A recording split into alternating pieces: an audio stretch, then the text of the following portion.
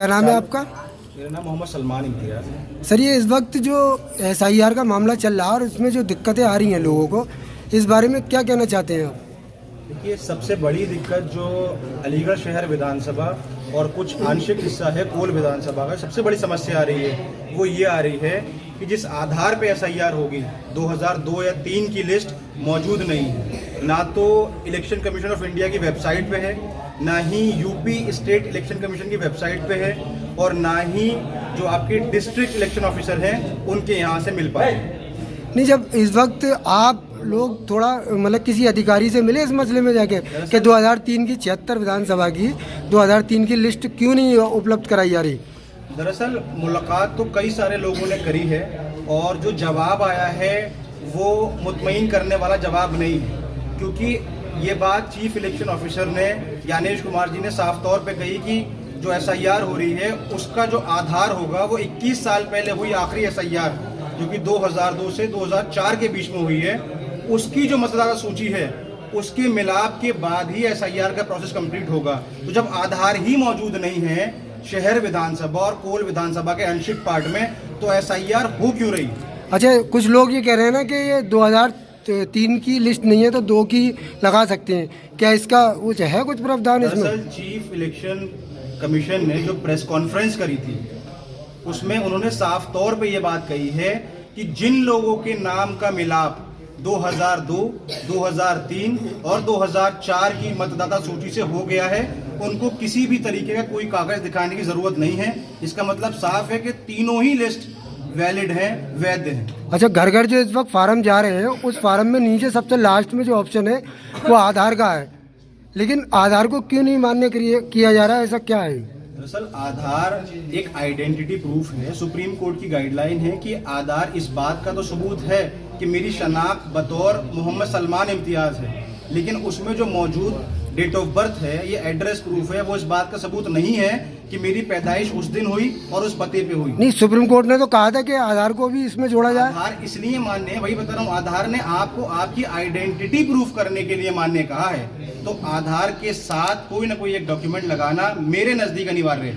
अच्छा, जिला अधिकारी इस मसले में क्या कह रहे हैं? जिला अधिकारी का जो जवाब है वो मुतमईन बख्श नहीं है। उनका कहना ये है कि आप लोग के पास चूंकि लिस्ट मौजूद नहीं है तो इसलिए आप नीचे वाले कॉलम छोड़ दें, और मुझे पूरी उम्मीद है कि बिना किसी लिखित ऑर्डर के अगर जो भी लोग वो नीचे वाले दोनों कॉलम छोड़ेंगे तो वो डाउटफुल की कैटेगरी में आएंगे और उनको कल को नोटिस सर्व किया जाएगा। तो आपको लिखित रूप में नहीं दिया जिला अधिकारी ने? रूप में अलीगढ़ प्रशासन ने, डिस्ट्रिक्ट एडमिनिस्ट्रेशन ने, जिला अधिकारी ने किसी भी तरीके का रिटन ऑर्डर नहीं दिया है। माना कि कोई कार्रवाई नहीं आपके पास पल्ले पड़ी, कोई आगे की कार्रवाई क्या है आपकी? दरअसल हमारी मांग यही है, और अगर ये नहीं मुहैया कराते हैं तो हाई कोर्ट के दरवाजे खुले हुए हैं, सुप्रीम कोर्ट के दरवाजे खुले हुए हैं, हमारी टीम काम कर रही है, सुप्रीम कोर्ट या हाई कोर्ट दरवाजा खटखटाया जाए। तो ये कब तक मतलब सुप्रीम कोर्ट तक आप जा सकते हैं? टाइम कम, बहुत कम टाइम है। हमें लिस्ट मुहैया नहीं हुई तो हम जा सकते हैं बिल्कुल, क्योंकि टाइम समय बहुत कम है। 2-3 दिन के अच्छा, अंदर। इस वक्त BLO घर घर जा रहे हो, मांग रहे हैं फार्म को,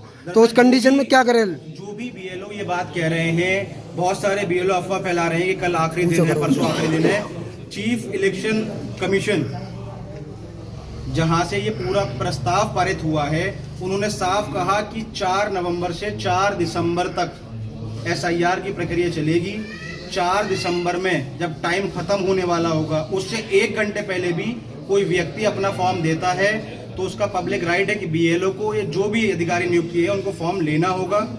अच्छा सर, आपको क्या लगता है कि 4 दिसंबर के बाद इसमें टाइम बढ़ाया जा सकता है? ये तो एक अथॉरिटेटिव ऑर्डर है, मैं इसमें कुछ नहीं कर सकता कि बढ़ाया जाएगा नहीं बढ़ा सकता, मैं इसमें कोई बात कहना नहीं चाहता। मैं एक बात आपको दोहराना चाहता हूँ कि 1987 के जो पैदाइश हैं उनके पास भी नहीं है कोई प्रूफ पैदाइश का, और ना आगे है, लोगों के पास नहीं था, उसमें आप क्या कहें? पहले वो लोग पैदा हुए, इस बात का सबूत अगर मतदाता सूची में नहीं है तो उनके लिए प्रावधान ये है कि वो अपना फॉर्म फिल करें और अपना फॉर्म फिल करने के बाद जो भी नीचे कागज मांगे हैं 12-13 कागज जो भी है उनमें से कोई एक कागज उनको दिखाना होगा जिससे कि वो ये लीगलाइज्ड हो जाए। यानी कि आपका कहना यह है कि जो 12-13 कागज हैं इसमें जो सबूत मांग रहे हैं उसमें एक देना पड़ेगा, एक देना पड़ेगा उन लोगों को जिनकी पैदाइश 1 जुलाई 1987 से पहले हुई है और 2002 या 3 की लिस्ट में नाम नहीं है तो उनको कोई भी एक कागज दिखाना होगा आधार कार्ड के अलावा।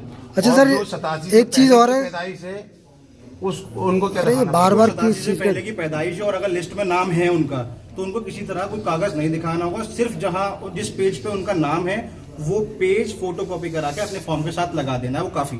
सर एक बात बताइए, जैसे कोई लेडीज है जो उसका मतलब अलीगढ़ के अलावा किसी और शहर की है और उसका 2003 में नाम नहीं है उसका लिस्ट में और ना ही उसके मदर का है ना फादर का है, तो उस कंडीशन में वो फार्म को किस तरीके से भरे और किस तरीके से क्या करें? वो अपने जो उनका फॉर्म आया है अगर और 2000 हाँ फॉर्म आया है जैसे और अगर किसी महिला के वालिद या वालिदा का नाम 2002 या 3 की लिस्ट में मौजूद नहीं है, ना ही शौहर का नाम है शादी के बाद, तो वो फॉर्म फिल करेंगी और अगर उनकी पैदाइश 2004 के बाद हुई है तो उनको 3 कागज दिखाने होंगे, अपने प्रूफ करना होगा, अपने माता पिता का अलग अलग प्रूफ करना होगा।